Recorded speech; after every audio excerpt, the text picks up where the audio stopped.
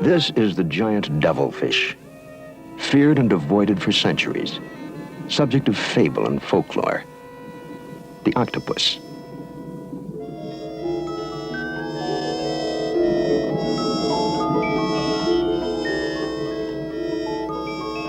Because of his sinister reputation, few have dared to confront this legendary 8-armed monster of the deep.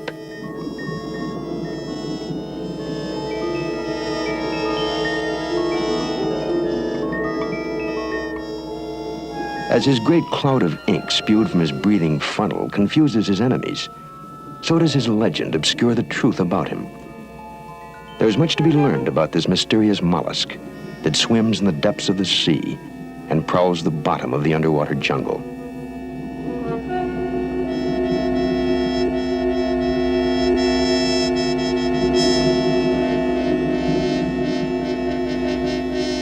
From the Pacific to the Mediterranean, Captain Cousteau and Calypso divers would now observe and photograph one of man's most curious contemporaries, the much maligned octopus, and seek the truth about this enigmatic cave dweller of the sea.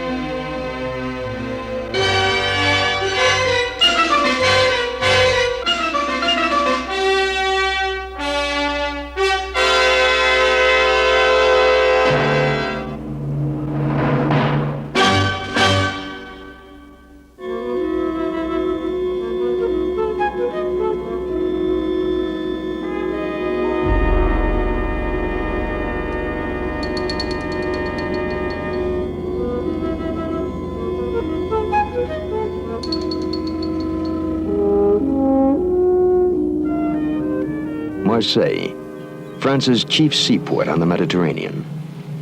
Espadon, Calypso's little sister, a fishing vessel refitted by Captain Cousteau as an auxiliary dive boat, leaves the old harbor and heads southeast, where the major phase of the study of the octopus will take place. Head diver Albert Falco discusses the venture with Frederick Dumas. Before the invention of the aqualung, which Dumas helped Cousteau test in 1943, man could only speculate about the legendary monsters lurking beneath the seas. Artists and writers long depicted octopuses as gigantic, bloodthirsty creatures, powerful enough to crush ships. Dubbed devilfish, they were hideous of appearance, ferocious and hungry. Victor Hugo wrote, "The horrible tentacles are tough as steel, cold as night. The octopus draws you to him. Powerless, you feel yourself emptied into the horrible pouch, which is the monster itself. The tearing of the flesh is terrible."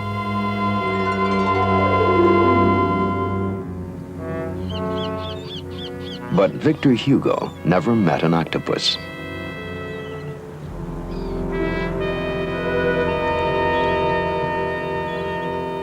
At Frioul Island, Cousteau's divers are ready now to seek the truth about this controversial animal and separate fact from fiction. Marc, là, ça descend assez profond, hein? Pas loin, oui. On peut descendre, voilà. Michel Deloy hands down his cameras.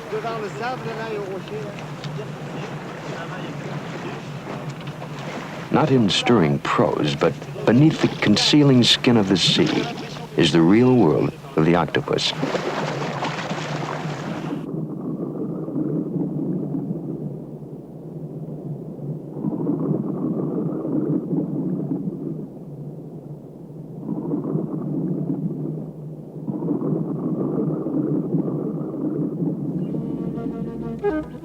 In the Mediterranean, the octopus has neither the proportions nor temperament of a monster.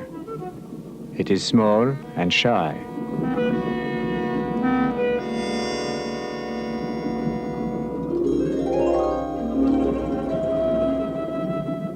It flies away as might a timid bird and lands on a sunlit underwater hillside. Octopus, octopus, are you really so unappealing? Curious you are, as much as we, but cautious. Once the octopus had a protective shell. During evolution, the shell was abandoned. Gaining increased mobility, the octopus rose above its cousins, the clam, the oyster, and the snail.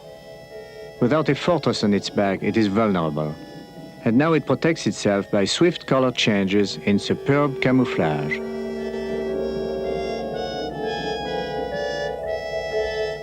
Jeunesse is surprised by the animal's awareness, its extreme sensitivity, even to the anticipation of touch.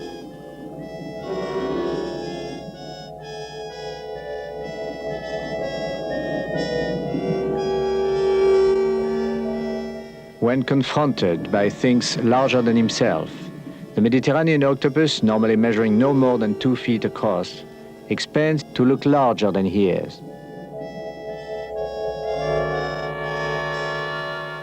With this display, he seeks to frighten off jeunesse, or predators, in the often ruthless competition in the sea. To escape his enemies, the octopus needs speed and uses his breathing funnel for jet propulsion. He also needs sharp sight and has developed almost human eyes. Without these resources, with no skeleton or bones, the octopus would be a hopeless animal. Yet there is advantage in his bonelessness. He can change his shape and size and push himself away from danger in a sudden show of grace.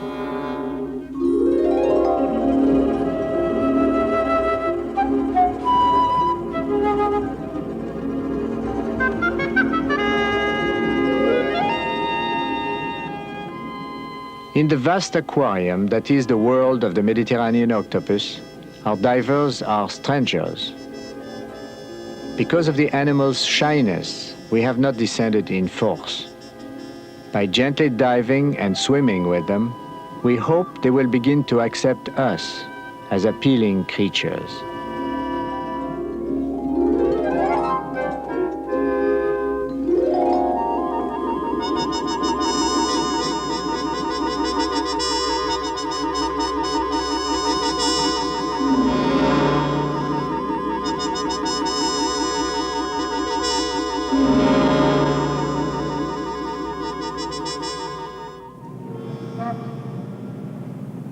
In Seattle, in the cold Pacific waters, another octopus study gets underway. Calypso divers Raymond Cole and Louis Preslin are escorted to octopus lairs by their American guides, divers Joanne Duffy and Gary Keffler.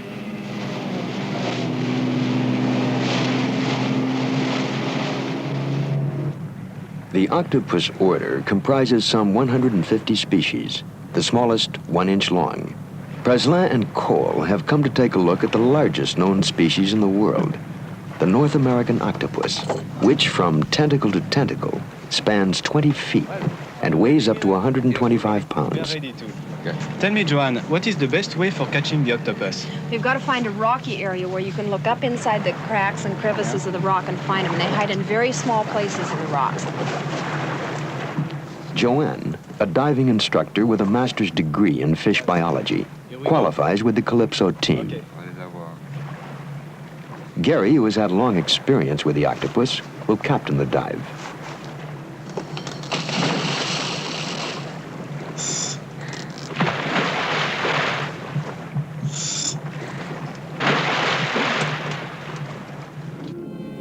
The scenery, paved with large white anemones, is alien to Preslin and Cole.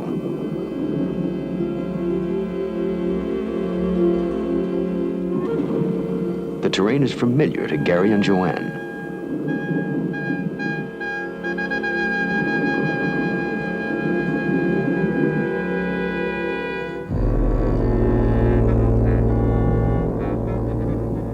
A giant octopus on the prowl. A cephalopod, an animal with his head on his feet. Is this the origin of the fabled devilfish? the legendary monster that crushed men and devoured ships?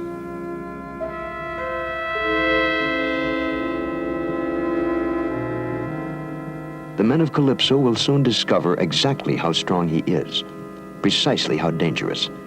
For here, he is no legend, he is real.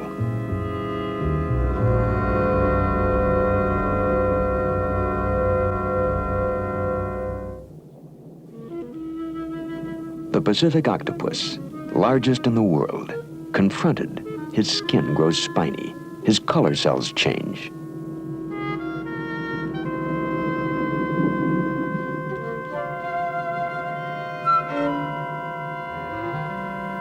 Joanne must grasp the octopus before he reaches his rocky lair.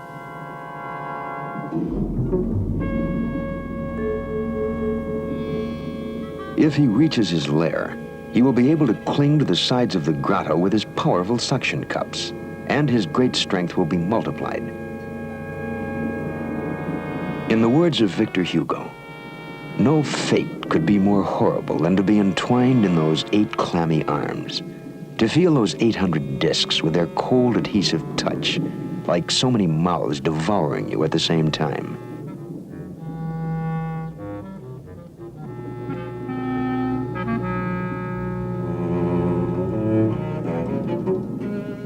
Gary has a greater problem with his octopus.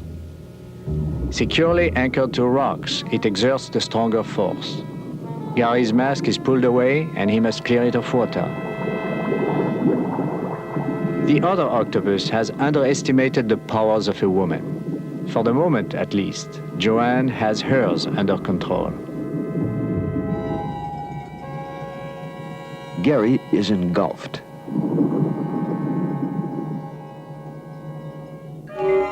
Victor Hugo, claws are harmless compared with the horrible action of this animal's suckers. The talons of a wild beast enter into your flesh, but with the octopus, it is you who enters into the creature.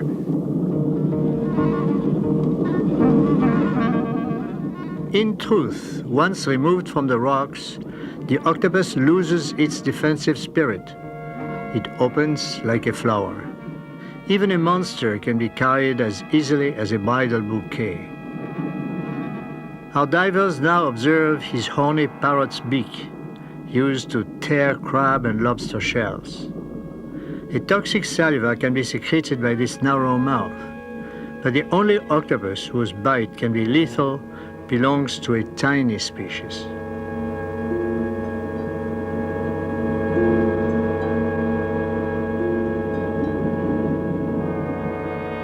In spite of his legend, the octopus is a misunderstood creature who will avoid you if he can. Matched in mid-water against a girl of experience, even the largest octopus in the world doesn't stand a chance.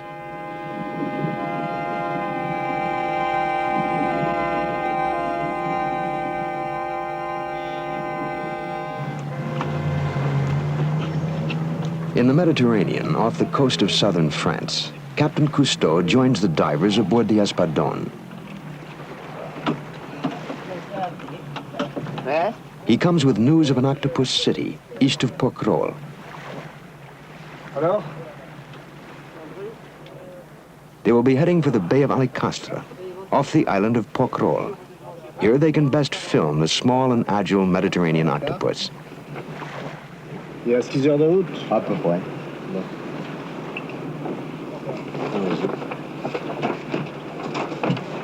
Alors, le poulpe a l'intelligence et la main, mais il n'a pas le langage. En route to Alicastre Bay, Captain Cousteau describes the great variety of octopus homes he has encountered all around the world. Ce qui vous avait frappé, c'était la façon de servir d'un bras, un seul. He speculates on how the octopus survives the harsh life here on the flat floor of the Mediterranean. Pour s'éloigner, avec le même bras, il a écarté.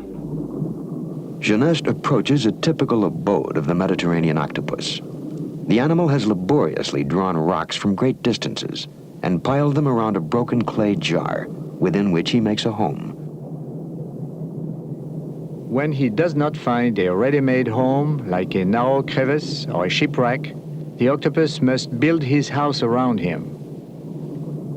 As man uses arms and hands, the octopus uses his arms and suckers to barricade the door.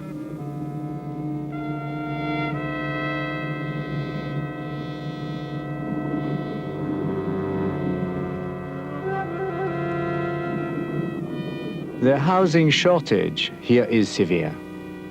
For the octopus, there are few natural fortresses against marauding groupers, conger or moray eels. In this bare territory, the octopus often draws man's debris around him for protection. Our divers even report a live hand grenade guarding one octopus's house.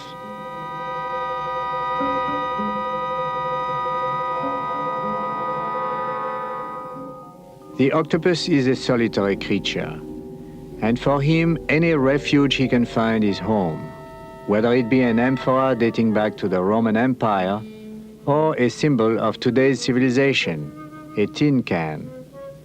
In his home, the octopus feeds on crustaceans or small fish. His favorite food is crab.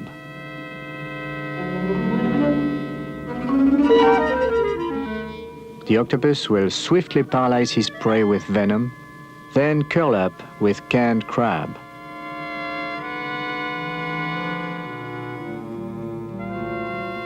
In the Mediterranean, the search for a home or for building material is constant. For many homeless octopuses, there is no haven at all on these open plains, but they continue to search in vain.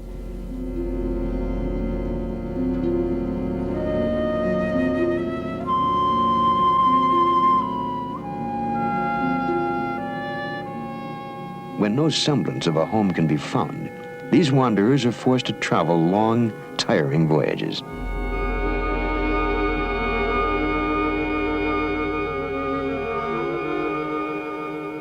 Because of the nature of its locomotion by jet propulsion through the breathing funnel in the middle of its body, the octopus swims backward. The leading edge is not the head, but the muscular mantle. Swimming backward, it has a blind spot, and it crashes a lot.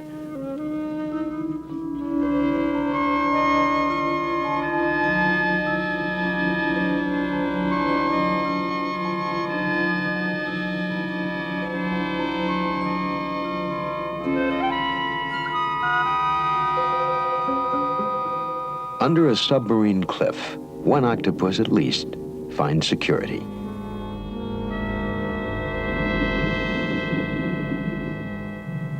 The Espadon travels past the Chateau d'If of Count of Monte Cristo fame. Observed from this ship, a Mediterranean fisherman in age-old tradition, setting his pots for octopuses. Now, throughout the world, cephalopods are an important food source. The annual harvest is grown to over 1 million tons, 1 pound for every human on Earth.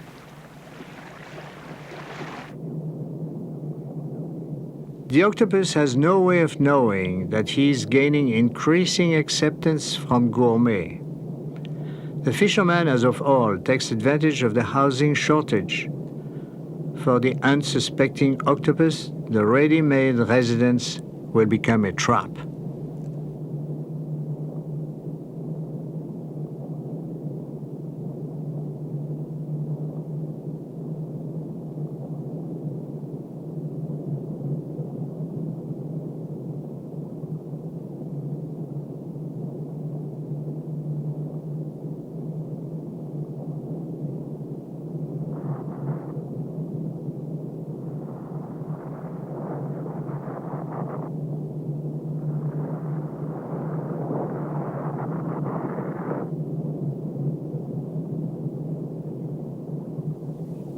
For centuries, octopus fishermen have employed the most humane means to kill their catch.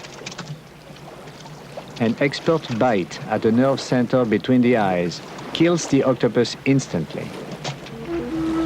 That is not the humane fate this octopus has looked forward to. It prefers not to end up with its fellow octopuses in a Mediterranean marketplace.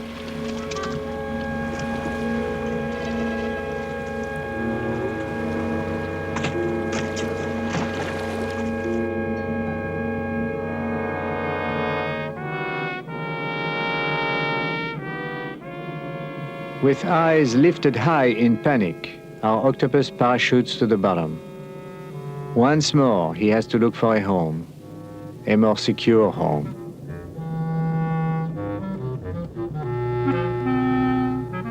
He is fortunate, he finds an amphora. However, the ancient jugs are usually already occupied. Life is difficult on this barren basement of the sea. The scarcity of shelter can lead to mortal conflict. Here, two octopuses battle for possession of a jar. With coiling, sucker-clad arms, the owner of the jar would strangle the intruder.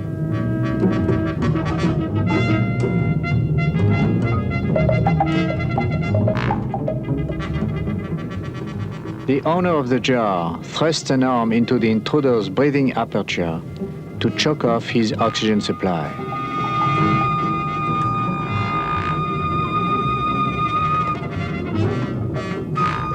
When home, food, or sex is at stake, there are no gentlemen. The gentle octopus can become a fierce octopus.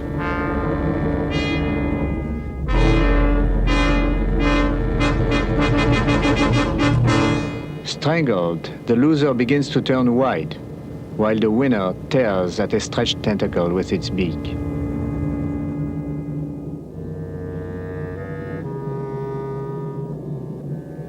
The victor will hold its blanched and motionless opponent in a death grip until it expires.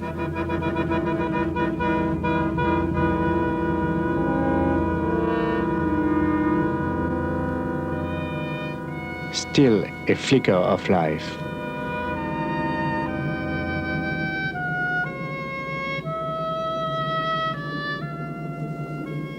There comes a point where we cannot remain passive observers of the merciless life and death struggle. Geneste has difficulty separating the combatants. The victor is reluctant to let go. His reward will be to retain his house. The loser swims off. Although it has lost tentacles, the octopus seals its wounds immediately. But our octopus is gravely injured.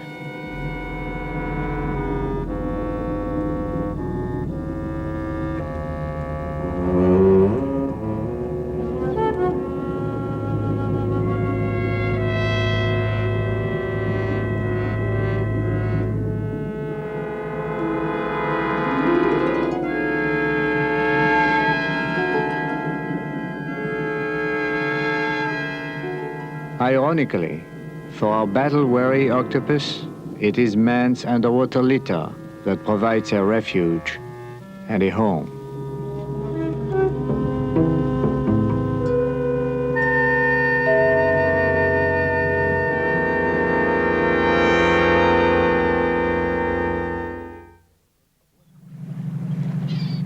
Aboard Calypso, Captain Cousteau approaches Monaco's renowned oceanographic museum. Cut them, and in order to bring them... At the museum, Cousteau plans laboratory studies of the octopus with scientists Andrew Packard and Jeffrey Sanders. You have them in the lab? Well, we're going to bring these ones. Oh, these ones? Yes, and we have other ones that we caught last week. Very good.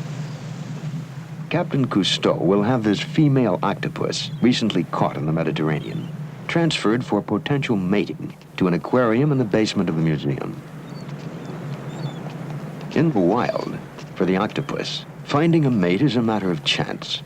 Placed in a tank with a male, the female begins to clean her suction cups, while Cousteau and Packard observe. She's doing this in front of the male. You don't think it is to attract him? He doesn't seem very attractive. No, he is not. But she has come near him to do it. Now, the mating of a male and a female can occur in the tank as well as in nature. Yes, a male makes the first approaches to a female. He ensures her cooperation by perhaps rather subtle signals. The flashing of a dark ring round the eye seems to be one of them. Another is to raise the arms. I understand that the third arm is a sexual organ. Yes. The male is getting active. And you see that flashing of the eye, the dark ring around the eye.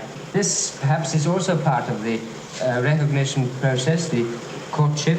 And this third right arm, which is a special modified arm, is exploring over her body, trying to find an entrance into the aperture where the eggs are to be found.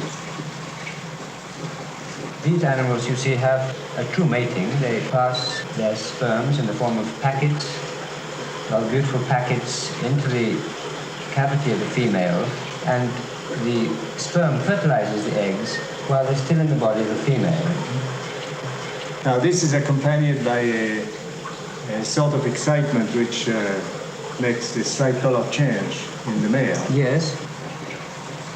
What about the female? Does she present something? Do you think she feels pleasure? Well, I don't know whether she felt something, or I would suppose so. Now, the female will be considered as pregnant at the end of this operation, and she will lay her eggs how long after the copulation? Sometimes egg laying takes place shortly after, but it can be 3 months after. The female breeds only once in a lifetime. The male will be free to mate with other females if he can overcome the hazards of time and place.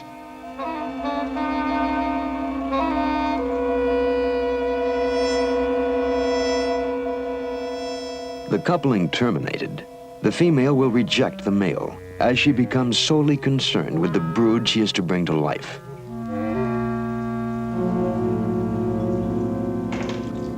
Captain Cousteau has the pregnant female removed from the tank.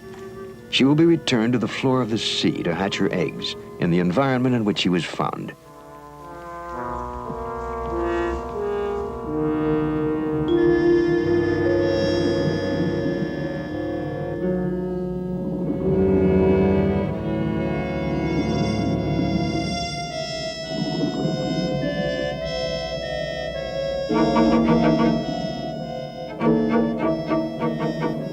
Again alone, she will build a home and wait 5 to 6 weeks for her hatch, alone.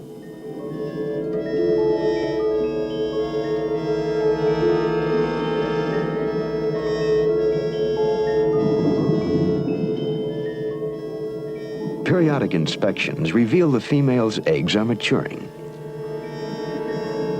She has glued her thousands of eggs to the ceiling of her nest, where they now hang down in clusters like ripening grapes. The female shields them with her outturned arms. She keeps them oxygenated by squirts of water from her funnel and vacuum cleans them with her suction cups.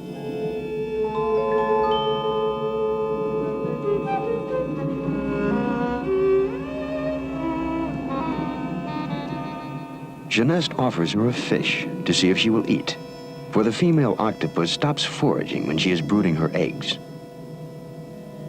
Meanwhile, small fish outside her nest wait to gobble up the firstborn.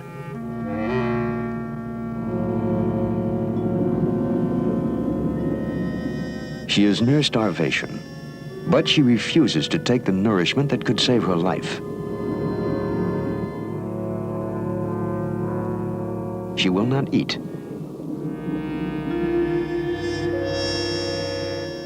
One scientist believes she instinctively refuses food because food remains might contaminate her eggs.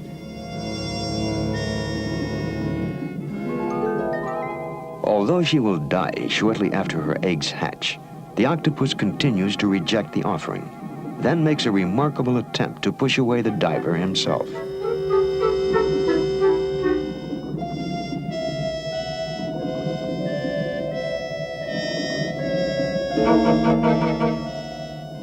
It is unusual for an octopus to leave her eggs, but now pushed to extraordinary courage in their defense, she attacks the diver.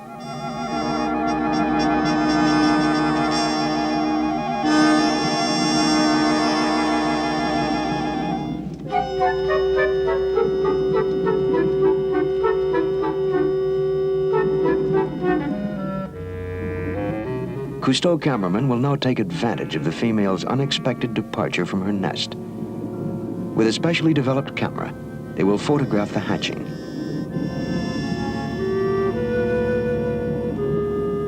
Michel Delois removes a single strand of eggs.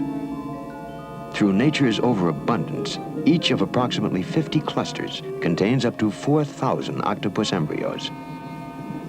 It is for the massive hatch that the small fish wait.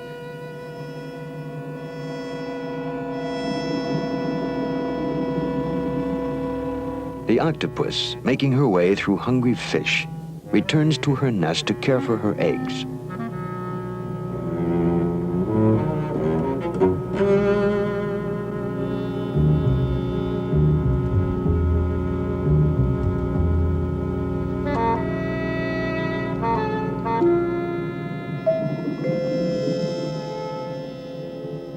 To film the birth of the octopuses, new techniques for undersea microscopic filming are developed at Cousteau's Center of Advanced Marine Studies in Marseille.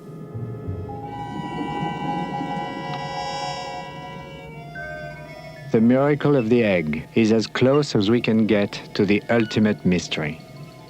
The great eyes and pulsing mantle of the octopus infant are a revelation.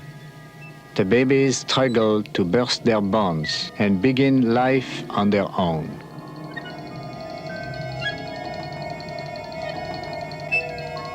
Octopus, octopus, translucent forms duplicating that of your mother.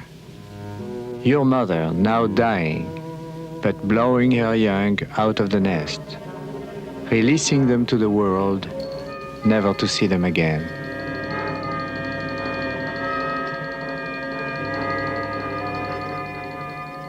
Sparks of life, jet-propelled by tiny blasts from their breathing siphons. The baby octopuses embark on a perilous journey. Few will survive even the first hours of life. In increasing numbers, fish have gathered outside the nest.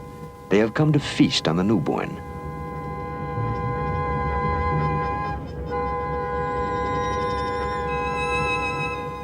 Octopus, octopus, your babies are dying.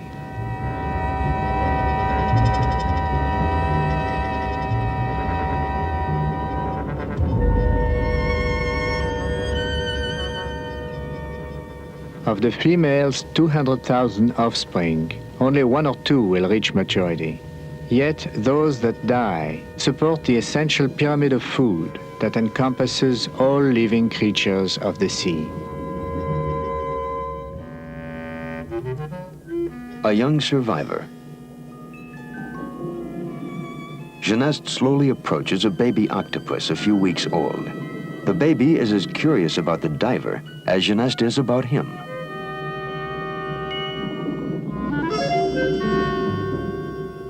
His movements may be jerky, but he is already a master of camouflage.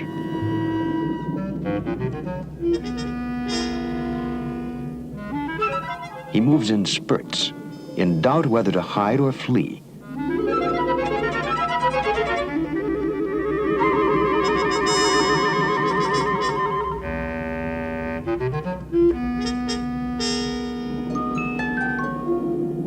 Increasing his weight by 20% a day, he has successfully survived a drifting planktonic existence. Now he's a real octopus, confronted with the problems of freedom.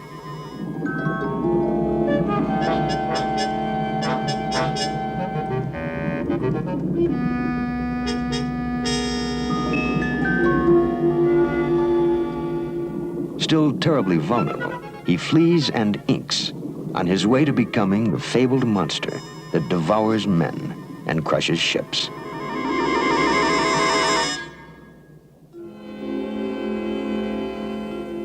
On the floor of the Mediterranean, an octopus approaches a windfall, the catch in a fisherman's net.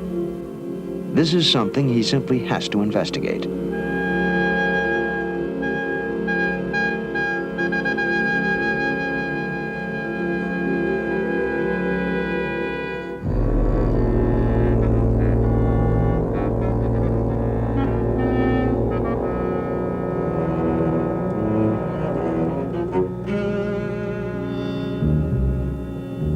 The fisherman's net was dropped near the octopus home by chance.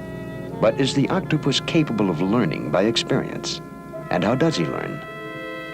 Is he capable of creating his own opportunities? consciously? And is this intelligence?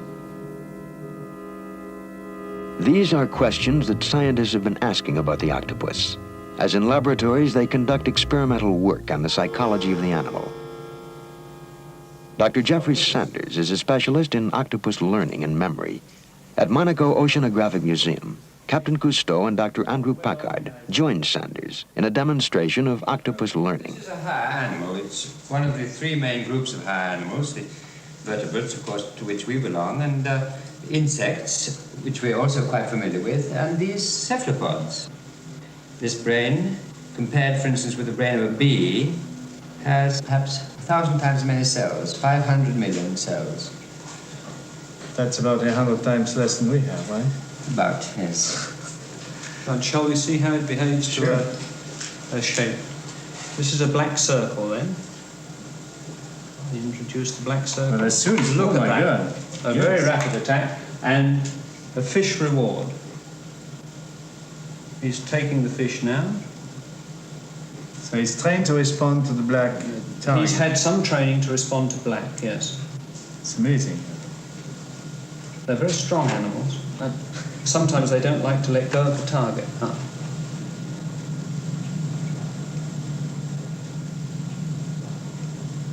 Notice how their behavior is very well adapted to this type of experiment. He comes out, he attacks, receives the reward, and returns to his home. Let's try with the white shape. With the white, yes.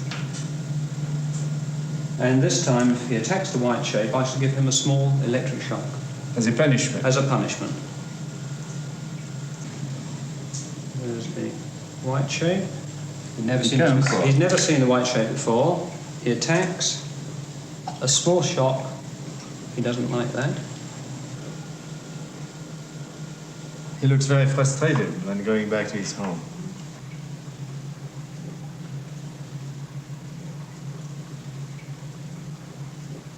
We present him again with the black Dr. shape. Sanders again presents the black circle. The attack is even more rapid, and the octopus is again given its fish reward.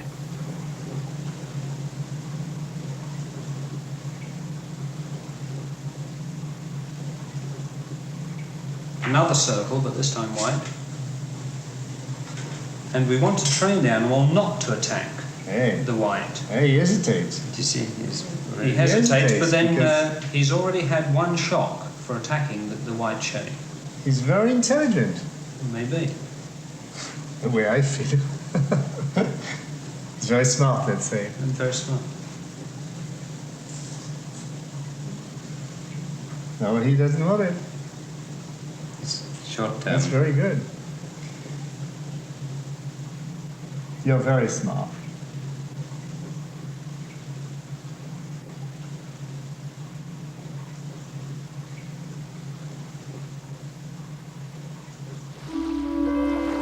An appetizing lobster, enclosed in a quart glass sphere, will now be used to test the intelligence of the octopus in the wild.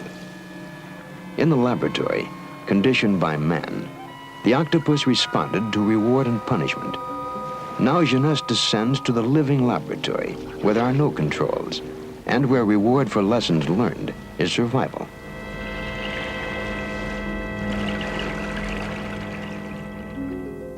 Jeunesse presents a young female octopus with a problem. How can she get at one of her favorite foods, encased in a sealed jar? She would immediately pull the lobster into her lair, but unexpectedly encounters glass. With one slim arm, she explores the previously unseen, unfelt barriers between her and the lobster. The jar, the cork, the hole in the cork, which admits seawater to keep the lobster alive.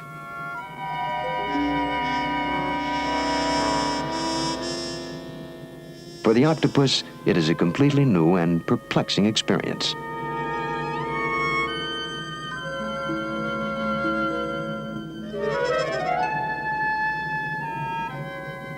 Arms firmly anchored in its home, the octopus now attempts to possess the lobster by drawing the whole contraption into her house.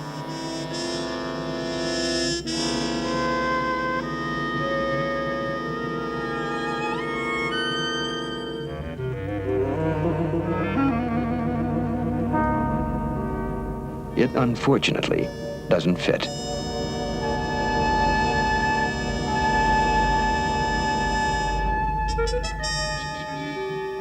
Again, she explores the hole in the cork. This might be a way to get the lobster. She can touch it, but she can't capture it. Accustomed to engulfing its food, the octopus is thwarted, but not defeated. It wants that lobster, and capable of emotion, it gets mad. Its respiration is faster, and its heartbeat too.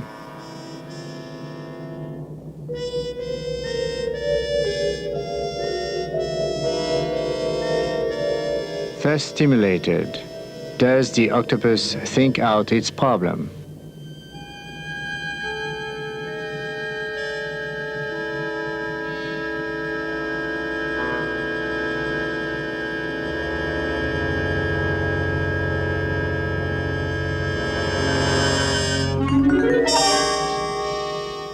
In actual time, it took the octopus 3 hours to solve its problem.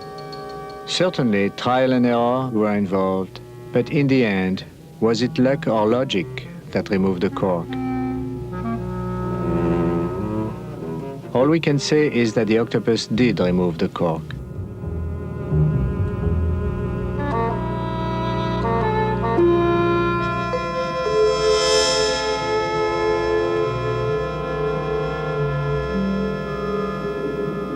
With the lobster in her possession, the troublesome container is gladly relinquished by Octopus victorious.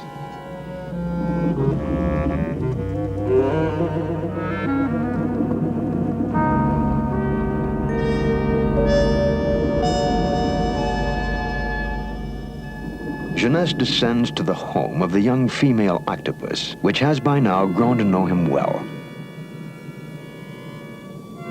She reaches out affectionately, in satisfying contrast to his earliest encounters with the animals, when the octopuses would flee and hide. The success of the octopus study has been dependent upon a personal, one-to-one relationship, man and octopus. And in farewell, they may evaluate each other now.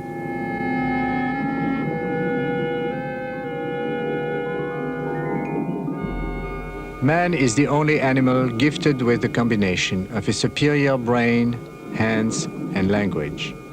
Of these 3, the octopus has 2, a brain and lots of manipulating arms. Although mute, the octopus has its own way of communicating with Jeunesse.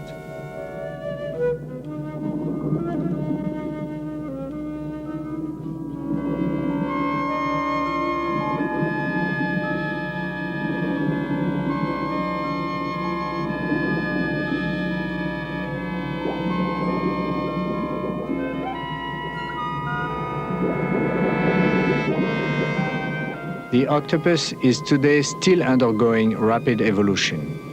When it gave up the burden of its protective shell, it gained speed and dexterity. It developed the largest brain of all invertebrates and behavior comparable in many respects with that of the higher vertebrates. If it were not for the handicap of a very short life, only 2 or 3 years, a very brief time to learn the world, who knows what plateaus this animal would have reached? The resourceful octopus is not endangered. Without assistance from man, he has made it on his own, an independent creature, with a future in the sea.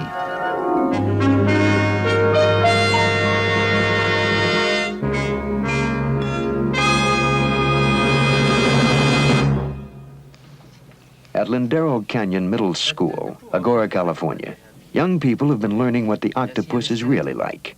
Captain Cousteau visits the school. You know, I brought you some very unusual pictures of octopus. Look at this one, baby. It's a giant octopus from 20,000 leagues under the sea. And Eric, look at that one. Is that frightening? Yeah. And the poor diver, what happens to him? And this man with a knife trying to save his life? But the worst, of course, Nicky, is the giant octopus that catches an entire ship, crushes it, and push it down to the bottom of the ocean. Now, do you believe that? It's true, all these stories? No, I don't. You don't? So this octopus here is friendly, Debbie. Would you like to shake hands with him? Do you think it would be agreeable? It would be nice? I don't know. It might be pretty gushy. Let's try, huh? Jim, can we... From Pacific tidal pools, teacher Jim Smith has brought small octopuses into the classroom for study. She's got plenty of hands to shake with, Deb. So Yes? have her say hello with one. Say hello. There she is. Okay, that's... Here. She's a friendly girl. How does it feel? It's not bad. Is it cold? Take an arm in your hand. How is it? It's gushy and it sticks.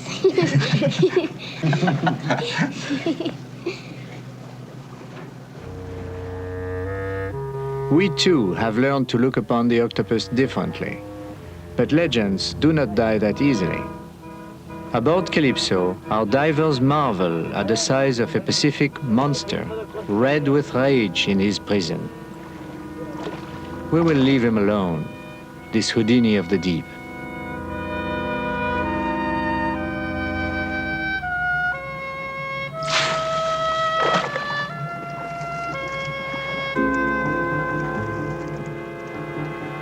He is an escape artist, without a bone in his body.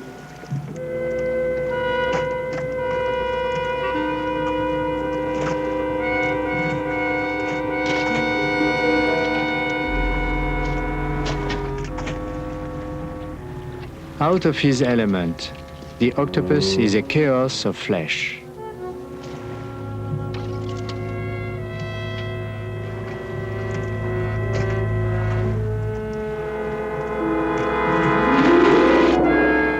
Back in the order of the sea, he himself is reborn to order, to life, grace, and beauty.